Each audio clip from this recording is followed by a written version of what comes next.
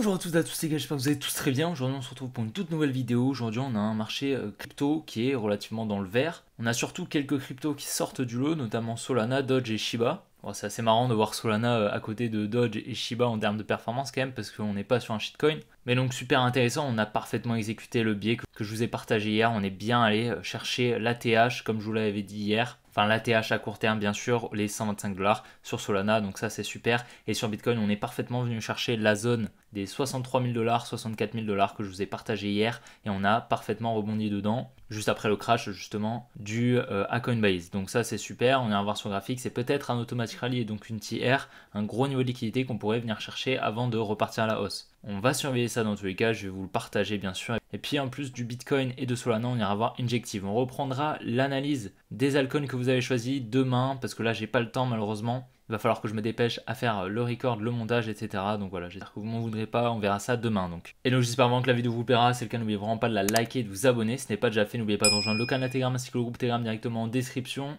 de vous abonner à mes autres réseaux directement en description. Et puis les gars, je vous souhaite un bon visionnage, allez on est parti. Donc voilà, actuellement on est sur le Bitcoin. Comme vous pouvez le voir, hier on a eu une très grosse mèche. Donc dans la supply que je vous avais partagée, c'est la dernière supply avant la TH. Je pense personnellement qu'on va la transpercer. Pourquoi? Parce que ce n'est jamais arrivé qu'on aille aussi proche de la TH et qu'on ne transperce pas cette zone justement. Donc voilà, je pense clairement que bon, elle va durer peut-être une semaine et puis ensuite on viendra passer au-dessus. Ici, comme vous pouvez le voir, on a eu donc un gros mouvement baissier. Il est possible ici qu'on vienne chercher ce gros niveau de liquidité. On a vraiment beaucoup de liquidité qui se place juste en dessous. C'est le niveau des 58 700. Maintenant, il est tellement bullish le Bitcoin qu'actuellement on peut littéralement l'exploser sans venir chercher l'équité. C'est tout à fait possible et venir peut-être chercher l'équité de ces petits lots en lower time frame. Dans tous les cas, ce high n'est pas protégé. Ok, ça c'est quasiment sûr. Il serait peut-être intéressant d'avoir peut-être une distribution à partir de maintenant. Tac, un petit range comme ceci, c'est quelque chose qui est tout à fait possible. Ensuite liquidation et ensuite repartir à la baisse. Peut-être réaccumuler sous la tiers qui est donc notre droite rouge. Peut-être réaccumuler, tac, et repartir comme on a pu le précédemment. Ou alors distribuer, tac, et ensuite repartir à la baisse. Tout à fait possible. Donc on va surveiller ça dans tous les cas. Là à court terme je suis baissier. Si on regarde un petit peu, on va se mettre en 5 minutes. On voit qu'ici on crée pas mal de liquidité juste là. On va venir très probablement chercher ces lots qu'on a juste ici. Tac, je verrai bien au minimum qu'on aille chercher à court terme les 60 600 $. Là voilà, comme on peut le voir, on est en train de crash, donc super intéressant. On était venu chercher toutes les liquidités ici, tac, pour ensuite effectuer ce mouvement baissier. Dans tous les cas, comme je vous l'ai dit, ces rails ici ne sont pas protégés, d'accord. On va venir les chercher tôt ou tard. Maintenant, ça peut être dans quelques jours, dans quelques heures ou même dans quelques semaines peut-être si on commence une distribution. Mais voilà, à court terme, je m'attends à ce qu'on vienne chercher ces liquidités, au minimum celle-ci, et peut-être avoir une réaction dans cette demand, tac, pour ensuite venir chercher les liquidités juste en dessous ici, peut-être venir chercher cette demand. On va voir. Et peut-être dans le pire des cas, le cas le plus bearish, on viendra chercher ces liquidités, mais si on vient chercher ces liquidités, on invalidera la potentielle distribution et donc on sera clairement sur une réaccumulation pour repartir avec une distribution par ici, ok? Dans tous les cas, ce gros crash a créé énormément de liquidité au nord, en haut de cette mèche et en dessous de cette mèche, juste là. Donc voilà, il va falloir surveiller tous ces niveaux. Dans tous les cas, si on regarde un petit peu, on va se mettre en daily, même peut-être en 2 jours. On est ici sur la dernière zone, juste ici, et personnellement, lorsqu'on a ce genre de setup avec un crash, tac, une petite création de liquidité comme on peut l'avoir ici, là. En général, lorsqu'on vient chercher ces liquidités,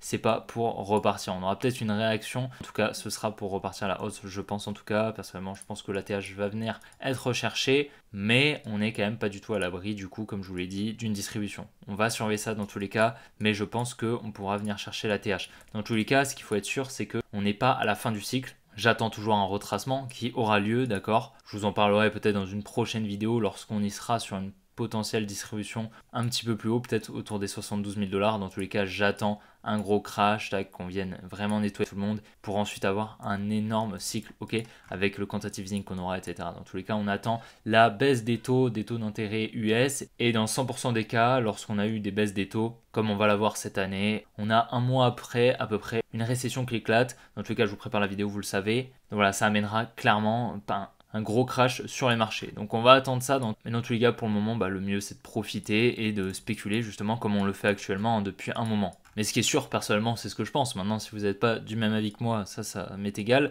mais je pense que cette année on aura des meilleurs prix et j'en suis sûr même. Voilà, je pense qu'on viendra en dessous des 42 000 $ et puis on viendra peut-être chercher une zone entre les deux bornes juste là. Voilà, personnellement, c'est ce que je pense et on aura une purge, un gros crash comme on a pu l'avoir dans les précédents cycles d'ailleurs. Et là, en plus de ça, avec une récession qui est plus grave que la bulle internet, que la crise des subprimes, ou du moins c'est ce que le marché price, on risque d'avoir un très très gros crash qui ne va pas faire inaperçu, ça c'est sûr. Et donc voilà, sur Solana, on a parfaitement exécuté notre biais haussier. Je vous avais dit que ce high allait venir être cassé. Je pensais pas que ça allait être aussi rapide, mais donc on est venu le casser. Comme on peut le voir, on avait donc ces equal high ici. On est parfaitement venu dégommer l'ATH qu'on avait là, les 125 $. Donc super, on a une très très jolie réaccumulation. Je vous avais d'ailleurs fait une story Instagram hier pour vous dire que lorsqu'on était ici à peu près, pour vous dire que justement le setup sur Solana était parfait vraiment pour venir chercher les 180 $ et qu'on allait réellement exploser. C'est exactement ce qu'on a fait. Donc j'ai pas mal tradé le Solana, notamment là tout à l'heure j'ai pris un trade comme on peut le voir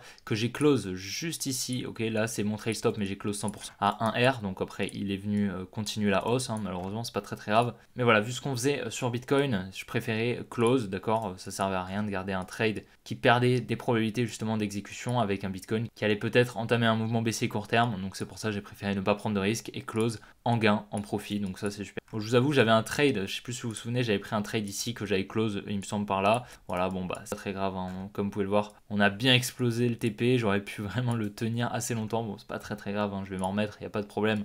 Mais bon, c'est vrai que c'est assez dommage, le biais était super bien forecast, donc assez content. Et je pense qu'on va clairement continuer la hausse à court moyen terme. Comme je vous l'ai dit, la supply des 175 $ serait pour moi une très très bonne target. Après, j'ai pas mal spéculé également sur l'injectif. Comme vous pouvez le voir, j'avais pris un trade ici qui s'était bien envolé et j'avais mis mon stop loss un petit peu en profit, tout ça, et je pensais le tenir assez longtemps. Au final, comme vous pouvez le voir, on s'est retourné juste là. On est venu me trade stop en positif et puis après, j'en ai pris un deuxième il y a très peu de temps que j'ai trade stop à break-even, ok, donc bon, c'est pas très grave, pour le moment je suis pas exposé, mais je pense qu'on pourrait potentiellement sur l'injectif venir chercher les lots qui sont juste ici. Il y a pas mal de liquidités qu'on pourrait totalement venir chercher et je chercherai une nouvelle entrée, d'accord, c'est pas très grave dans tous les cas. Selon ce que va nous faire le Bitcoin, je pense que ces lots juste ici, ils sont protégés potentiellement à très court terme, ok, et qu'on pourrait faire quelque chose comme ça pour repartir à la hausse. Ça dépendra réellement du Bitcoin, de ce qu'il va nous faire. Si justement on vient chercher la tiers que je vous ai montré tout à l'heure, il est possible qu'on vienne chercher la liquidité juste en dessous des 34 $. Dans tous les cas, on a fait pas mal de moves en spot, notamment sur Solana, Injective